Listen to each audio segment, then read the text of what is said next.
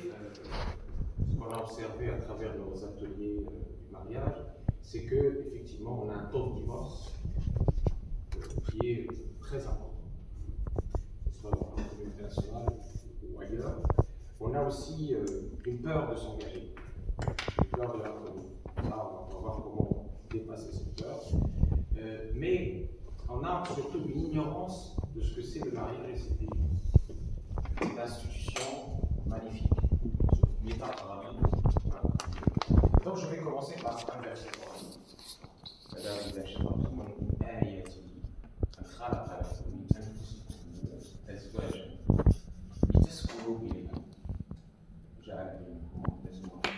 Parmi ces signes, je nous parle de lui. Parmi ces signes, il a créé le groupe. Est-ce que je vais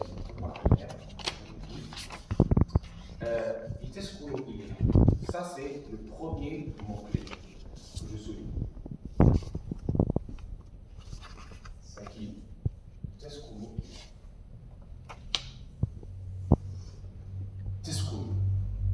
Dans ce S, la haine, qu'est-ce qu'il y a? Il y a la quiétude, il y a la paix. C'est pas une demeure, c'est une paix, une quiétude, une sérénité.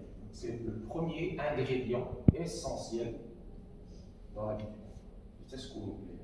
Pour que vous cohabitez en toute quiétude, en paix, en sérénité. Et il a mis entre vous, mawadda, deuxième mot-clé.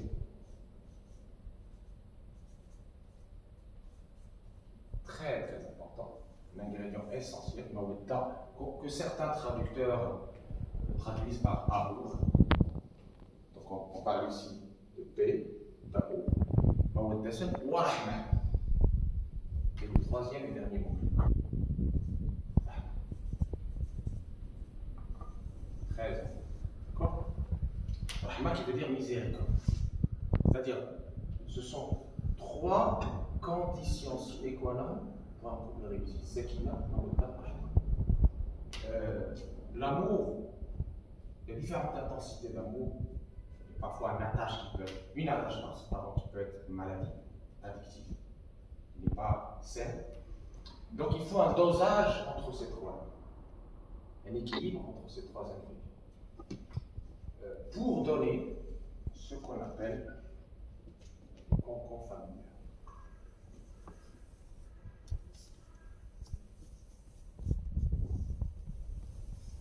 Alors pourquoi je dis le cocon? Vous voyez la soie. La soie est précieuse. Elle est rare. Donc,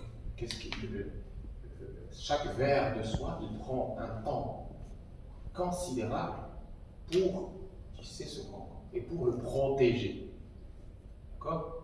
Donc, c'est vraiment très précieux.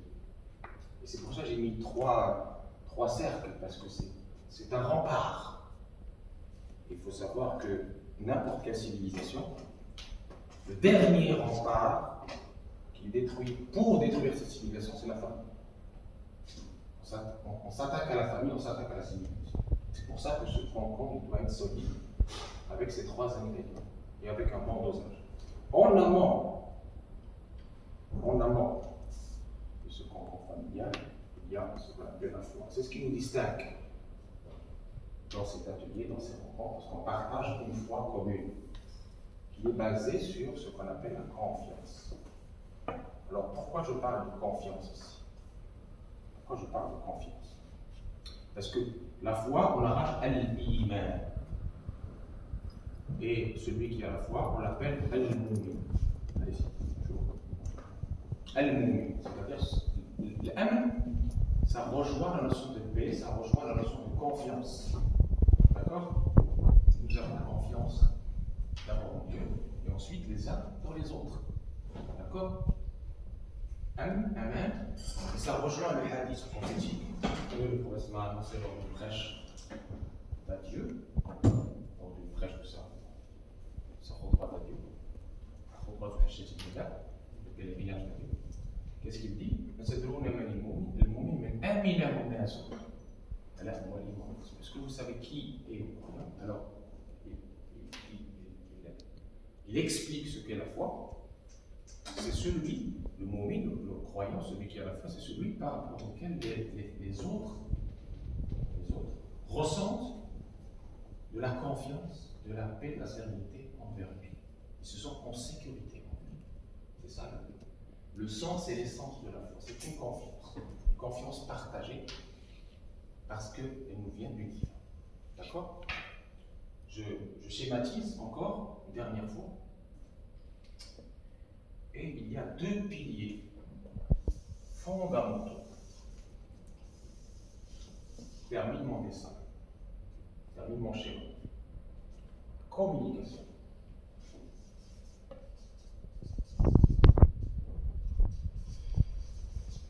Et la transparence.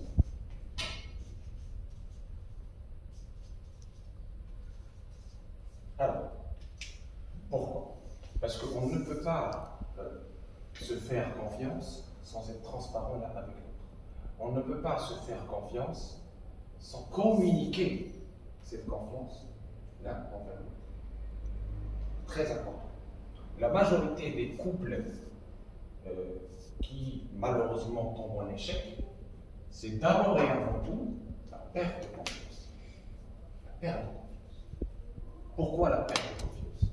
Parce qu'il y a une mauvaise ou un défaut de communication. Alors, je donne quelques exemples de communication en amont du mariage, lors de la moukhara.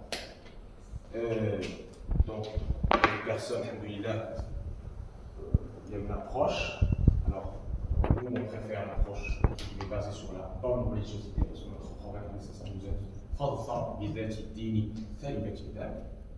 C'est-à-dire que celui qui épouse une femme, ou celle qui épouse un homme pour sa bonne religiosité, et la religiosité, c'est pas une forme, c'est pas une religiosité de façade, c'est le fond. D'accord?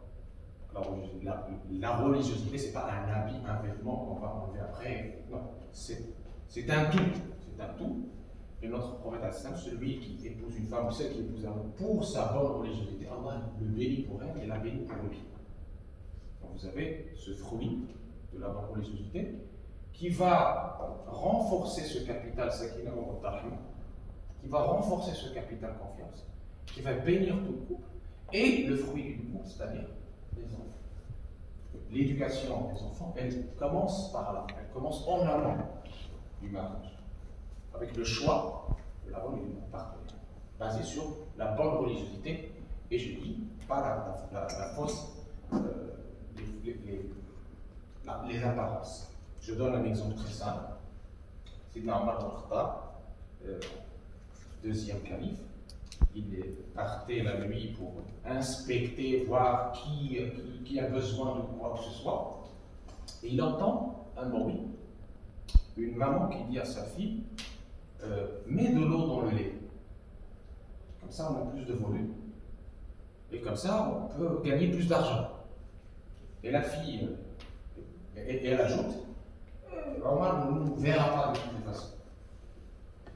Et la fille, elle répond tout de suite à sa maman, et elle dit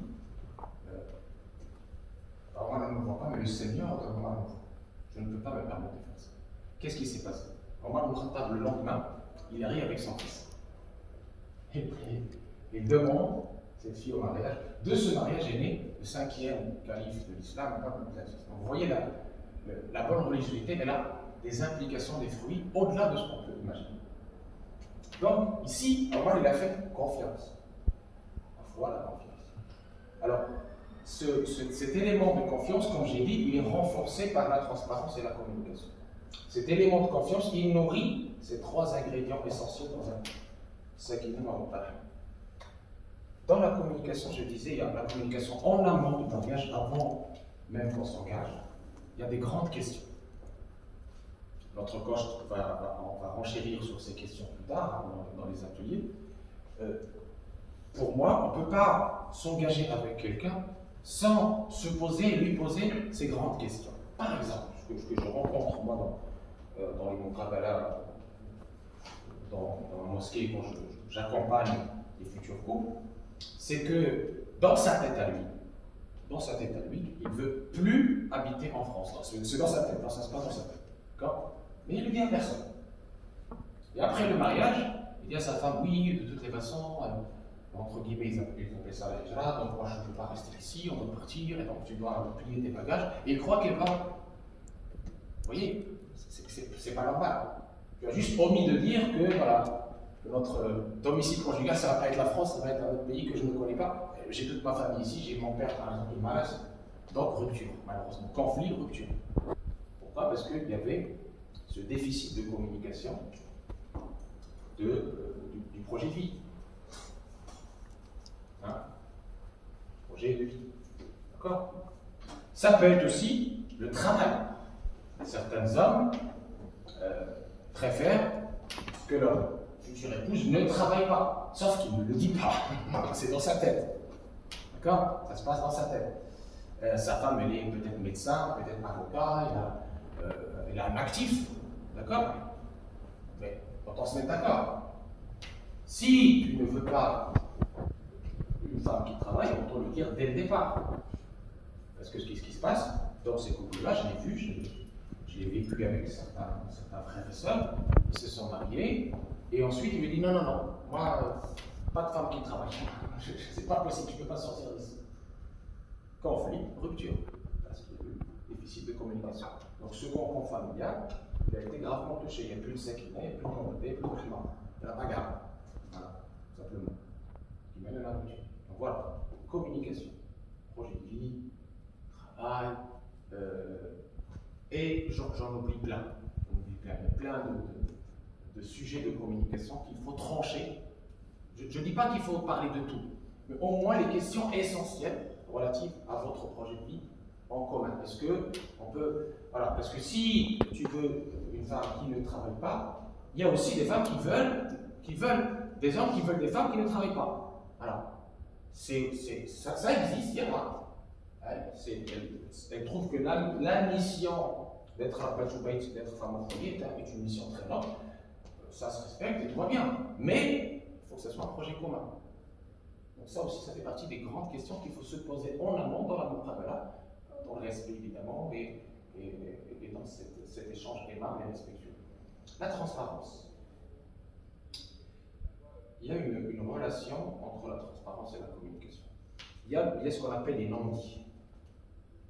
Je ne dis pas que les gens sont hypocrites ou qu'ils manquent d'adab ou de choses comme ça. C'est parfois dans une culture. C'est parfois très culturel, des non-dits. Donc tout ça, en fait, je vais mettre ici des petites ruptures, des petites brèches de ce qu'on en soi précieux. D'accord? À chaque fois qu'il y a un déficit de communication, de transparence ou de confiance, il y a des brèches. Jusqu'à éclatement de ce qu'on fait. D'accord? On touche à la sakina, problème, on touche à la mawadda, problème, on touche à la rahma, problème. Et ce qui touche à ces trois ingrédients, ce sont soit un déficit, un défaut dans la transparence, soit un défaut dans la communication, soit un défaut dans la confiance. La transparence, la confiance et la communication sont liées, démenties. Il travaille très dur, parce que son rythme de travail a changé, d'accord? Sauf qu'il ne dit rien. Il ne dit rien. Il arrivait à 18h, il arrive à 20h, puis à 22h, etc. Son épouse ne dit rien non plus, mais elle se pose des questions. Et elle doute. Problème de confiance. Ah, il a peut-être quelqu'un. Je ne sais pas comment ça. Ah, il a peut-être quelqu'un. Donc, et lui, il ne veut rien dire parce que il croit que son épouse est dans sa tête. Alors que non, la transparence voudrait que, puisque vous partagez ces valeurs communes, puisque vous partagez ces ingrédients essentiels, la bonne transparence voudrait que tu lui parles, ma chérie, excuse-moi, on va avoir un rythme de travail très chargé ces semaines. Comme ça, elle t'accompagne aussi dans cette épreuve. Et vous vivez cette épreuve, c'est pour ça qu'on appelle ça un mariage, c'est pour le meilleur et pour le pire, c'est pas que pour le meilleur.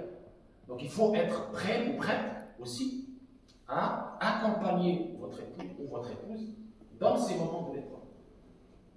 Et il y en aura. Ce n'est pas un long fleuve tranquille. Donc, très important, il faut, entre guillemets, exclure les non-dits de notre relation. Même avant le mariage. Même avant. Ne dis pas que oui, je vais m'édulcorer, me transformer au fur et à mesure. On a une nature. On ne doit pas avoir honte de notre nature. Quelqu'un qui nous aimera avec nos défauts. Parce que c'est quoi l'amour, le vrai? L'amour, c'est celle qui est liée à ça, à la fois, pour Allah. Parce que tout amour qui n'est pas pour Allah, il fane, comme le corps fane. Aujourd'hui, on parle de passion chez les jeunes. C'est ça la vraie problématique. La passion est éphémère. Pourquoi la passion est éphémère? Parce qu'aujourd'hui elle est belle, aujourd'hui il est beau gosse. Demain il est malade, il vieillit, c'est normal, c'est la nature humaine. Ce qui a déclenché chez toi cette passion va s'éteindre. Et tous ces ingrédients-là vont disparaître. Et ça va être conflit, rupture, etc. Donc ça c'est très important que ces ingrédients-là soient basés sur, encore une fois, cette foi. Et cette transparence, elle est liée aussi à la relation avec l'extérieur. Ce que j'appelle l'extérieur, je vais mettre des flèches en rouge. Alors ce que je mets en rouge, ça ne veut pas dire dangereux, mais ça veut dire potentiellement risqué. D'accord? Toutes ces flèches que vous voyez ici, les éléments externes. Les éléments externes, ça peut être la belle famille, ça peut être les copains-copines, ça peut être les collègues de travail. Et on tombe dans les comparaisons. Des comparaisons qui vont nous amener vers des, entre guillemets, jugements de l'autre. Il n'est pas comme l'idéal que mes copines me décrivent. Il n'est pas comme l'idéal que j'avais imaginé dans tel conte de fées. Donc malheureusement, notre imaginaire collectif, il est très pollué par ces séries, entre guillemets, à l'eau de rose. Et on croit que ça doit être comme ça. D'accord? Et donc ces éléments externes, il ne faut pas être méchant avec ça, il ne faut pas tout de suite dire la belle famille c'est la source de tous les maux. Non, c'est toi le problème, ce n'est pas la belle famille. C'est à toi de mettre des limites dans ce concombre. C'est que ta concombre, on ne l'a pas appelé concombre pour rien. On l'a appelé Bitar Marine, ce n'était pas pour rien. C'est qu'il faut les protéger aussi de ton propre amour et de tes propres relations. Parce que ta maman, évidemment, elle a un rôle important. C'est le personnage essentiel dans ta vie. Et ça, tu dois le communiquer également à ta future partenaire. C'est-à-dire tes lignes rouges, tes limites, éthique, morale, familiale, etc. Ça ne doit pas faire partie du non-dit. Ça doit être des choses communiquées qui sont liées à la foi. Parfois, on n'a pas la même vision de la foi aussi. Soit par ignorance, soit parce qu'on n'a pas le même degré de pratique religieuse. Et donc il faut aussi se mettre d'accord sur les lignes rouges, les visites familiales, le rôle de la maman, le rôle du papa, etc.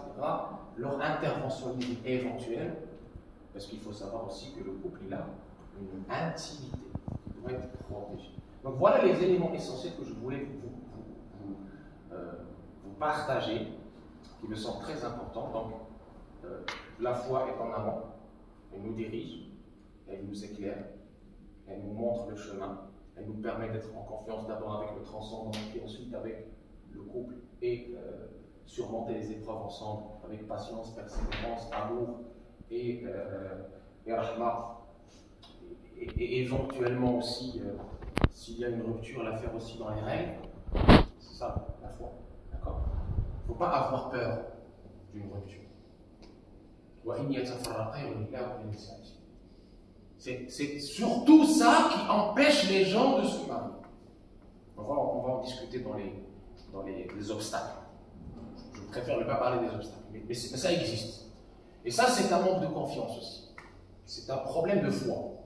Le fait de tout de suite se projeter dans ce qui est pessimisme, dans ce qui ne marche pas, on regarde plus que le verre à moitié vide. Et donc, à travers ces ingrédients, croyez-moi, non seulement vous allez avoir un mariage heureux, mais aussi vous allez avoir ce qu'on appelle un chemin spirituel partagé. Et c'est ça pour moi le plus important. Spiritualité. C'est ce qui va renforcer ce concombre et va lui donner un sens. La spiritualité partagée, c'est ce qui permet à cette sakina d'être renforcée, cette mawadda d'être renforcée, et d'être un amour pour Dieu et non pas une passion éphémère. Cette rahma, Rahma qui va intervenir au moment des épreuves. Il est malade, etc. Tu ne vas pas dire oh, ça y est, je change de partenaire parce que voilà, c'est fini. Dans cette spiritualité, il y a aussi le non-jugement. Parce que la personne, quand on l'a rencontrée au début, il nous paraissait beau, belle, mais quand on la côtoie, il y a des défauts, c'est normal. Donc il faut être dans cette foi, cette spiritualité pour dépasser le jugement et être le miroir de l'autre en sens positif et évoluer ensemble. Parce que c'est un chemin de sanctification, le mariage. C'est une spiritualité. C'est une élévation de l'âme. C'est une tezkiya aussi. Ça va vers le maqam al-ihsan. On s'accompagne pour arriver à la satisfaction. Vous voyez? Donc cette spiritualité, tout au long du mariage, lorsqu'on la cultive, lorsqu'on la nourrit ensemble dans un projet commun, on renforce les deux piliers, la transparence et la bonne communication. On renforce en amont cette foi et cette confiance, et en fruit, on a plus de sakina, on a plus de mawadda, plus de rahma. Et ces brèches que vous voyez en rouge, ils s'ouvriront jamais. Et les enfants qui sont le fruit magnifique de cette union, vous serez leur modèle de piété, de spiritualité. C'est ce qu'on appelle l'éducation par le modèle. Je termine sur ça.